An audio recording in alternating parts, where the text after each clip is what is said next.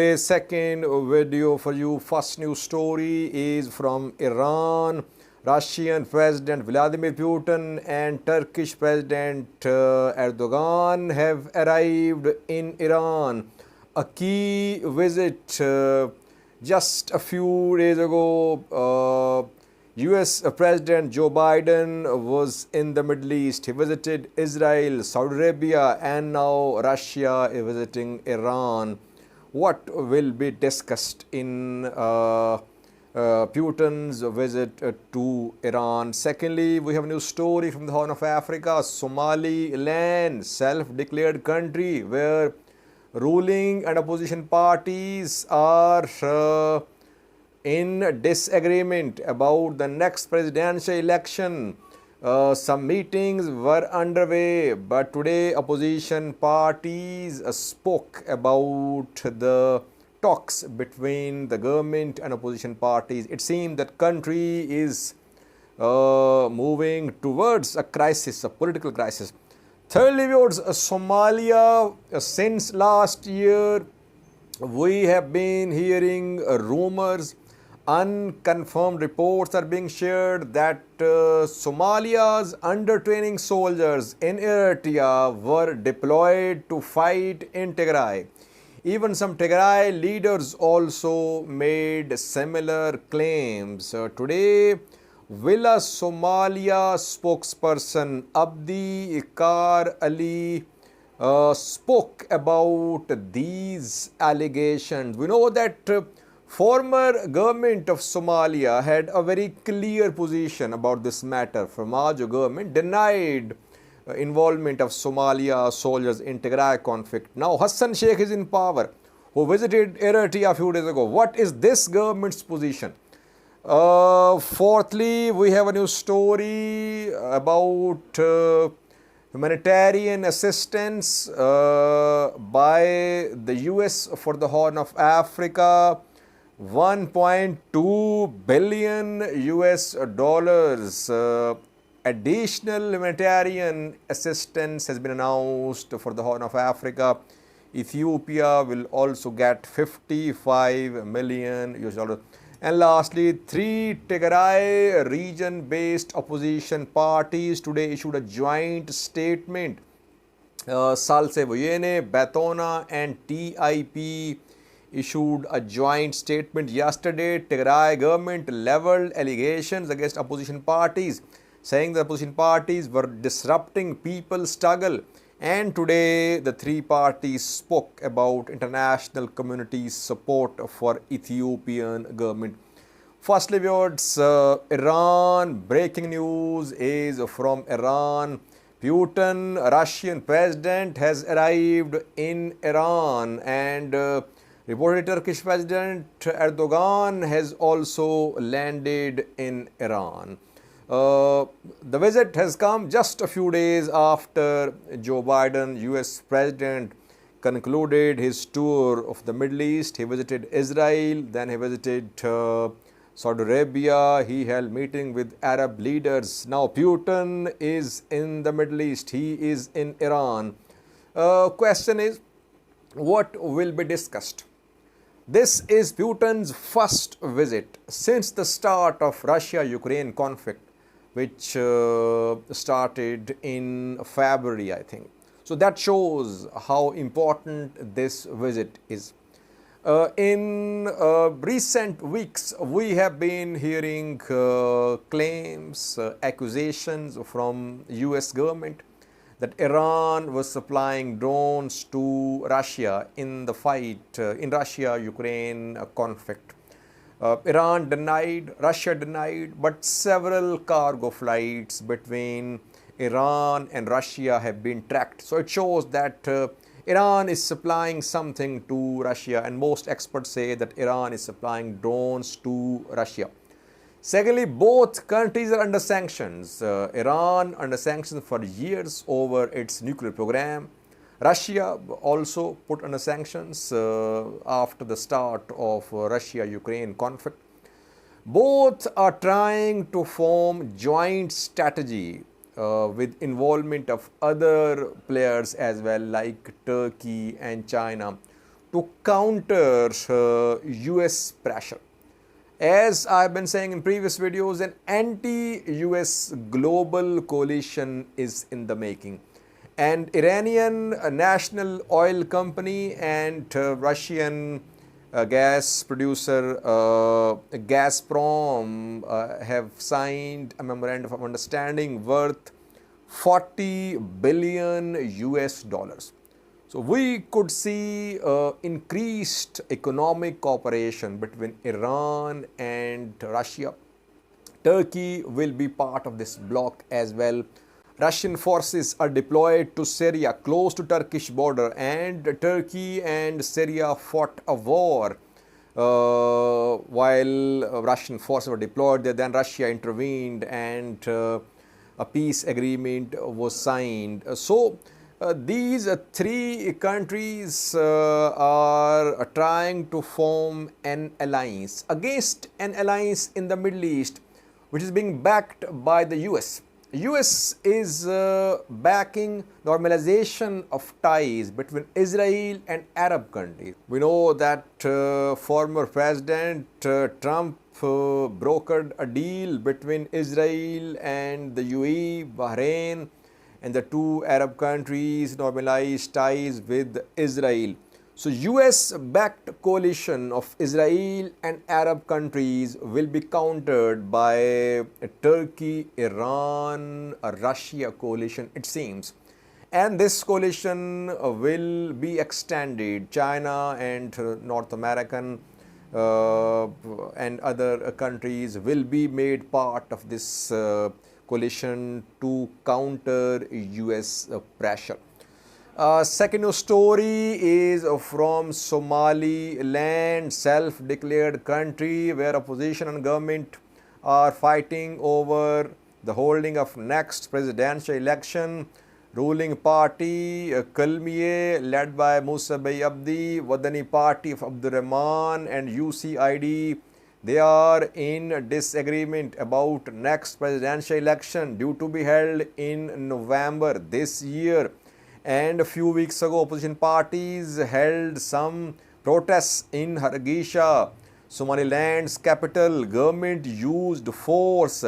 Several protesters were beaten, some politicians were arrested, but later they were released and a process of talks started, but the talks could not deliver. Today, Wadani and UCID party leaders in a press briefing announced that no progress had been made so far in talks. So the deadlock is still there. The two parties accuse Musa Bey Abdi, president of Somaliland, that he wants extension, that he is not sincere in holding next presidential election in November. On the other hand, ruling party accuses Wadani and UCID that they are deliberately trying to disrupt this process leading to next presidential election. The dispute is over registration of new political parties, formation of election commission and other issues. Now, what is going to happen next? Are these parties, Wadani and UCID, going to announce more demonstrations, which could happen, it seems? If the stalemate persists, we could see announcement of demonstrations by UCID and Wadani in Somaliland. Thirdly, we have Somalia, where new government took office in May, led by Hassan Sheikh Mahmoud, new president, who just yesterday concluded his visit of neighboring countries. He visited Kenya, Eritrea, Djibouti. Earlier he travelled to the UAE and Turkey. Today, Villa Somalia spokesperson spoke about Somalia soldiers who are receiving military training in Eritrea. Since last year, we have been hearing rumors that Eritrea deployed Somalia soldiers under training in Eritrea to fight in Tigray. UN Special Rapporteur on Eritrea in a report also mentioned these allegations. Some Tigray leaders also claimed that Somalia soldiers were deployed to fight in Tigray. A former government of Somalia of Abdullah Farmajo, intelligence agency chief Fahad Yassin, former chief, they denied all these rumors. Eritrea denied as well. Ethiopia denied too. But now new government is in power, which has been criticizing Farmajo government in the past. What is this government's position? Today, Villa Somalia spokesperson clarified that no Somalia soldiers were deployed to fight in Tigray. Soldiers are under training in Eritrea, around 5,000. Hassan Sheikh visited them a few days ago. He visited their graduation ceremony. He visited under training naval Somalia's forces as well in Eritrea. So new government of Hassan Sheikh has rejected the rumors ongoing since last year. The two governments have denied the reports. Former government of Abdullah Farmajo and incumbent Hassan Sheikh government both say no Somalia soldiers were deployed to fight in Tigray. Eritrea's position has been the same from day one, that no Somali soldiers were deployed to Tigray. But Tigray leaders and some activists, UN Special Rapporteur, they kept on saying that Somalia soldiers were deployed to Tigray. And this alleged deployment of Somalia soldiers to Tigray was one of the reasons behind Tigray's criticism of former Somalia's President Abdullah Farmajo. Tigray has been accusing Abdullah Farmajo that he was in alliance with Isaias Afwerki, Eritrean ruler, but now all these reports are turning out to be false, because two governments have denied these reports and we have not seen any visual confirmation. No visual evidence has been presented by any party, by any outlet, by any news outlets that Somalia soldiers were deployed to Tigray. Thirdly, we have a new story. Fourthly, we have a new story about the ongoing food insecurity in the Horn of Africa. Drought, conflicts and other reasons have led to severe food insecurity in the Horn of Africa. Somalia, Kenya, Ethiopia are affected by this drought, and USAID today announced additional 1.2 billion US dollars humanitarian assistance for Ethiopia, Somalia and Kenya. Ethiopia will get around 55 million US dollars. The money will be spent on production of food, on vaccination, on repairing of water supply systems and other matters linked to food security in the Horn of Africa. Take a listen to what USAID Chief Samantha Power said about this additional humanitarian assistance for the Horn of Africa. Today, I am announcing here a surge of nearly $1.2 billion in funding that will be dispatched to meet the immediate needs faced by the people of Somalia, Kenya, and Ethiopia. This is on top of the more than $507 million we've already given to the Horn response. Later this week, I'll be traveling to the region to see up close how we can better help those weathering this historic crisis. Lastly, was Tigray region-based three opposition parties issued a joint statement today. Yesterday, Tigray regional government accused the parties, three parties, opposition parties, of disrupting people's struggle. Tigray government said that these parties were crossing limits and Tigray government's patience were running out. Today, the three parties did not address Tigray regional government, but they addressed international community. The three parties are Salse Vojene, Betona and Tigray Independence Party, a joint statement. What are the three parties saying? The three parties say this statement's title is trading of genocide for geopolitical interests has a long-reaching consequence. The statement starts with this claim that genocide of Tigrayans is still continuing, that Addis Ababa government is not stepping back from its atrocious genocide of Tigrayans. Tigrayans are being detained. Those in detention have not been released so far. In detention are civilians, former members of ENDF as well.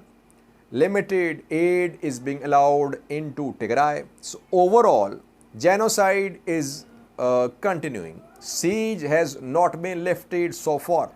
Blockade has not been lifted so far. And at this crucial time, when people of Tigray are suffering, Addis Ababa government, Addis Ababa authorities want start of talks. How can talks be held while Tigrayans are under a blockade?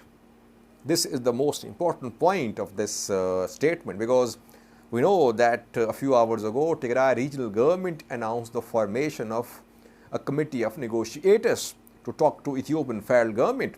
But the three opposition parties say there is no point in talking to Ethiopian government if siege is continuing.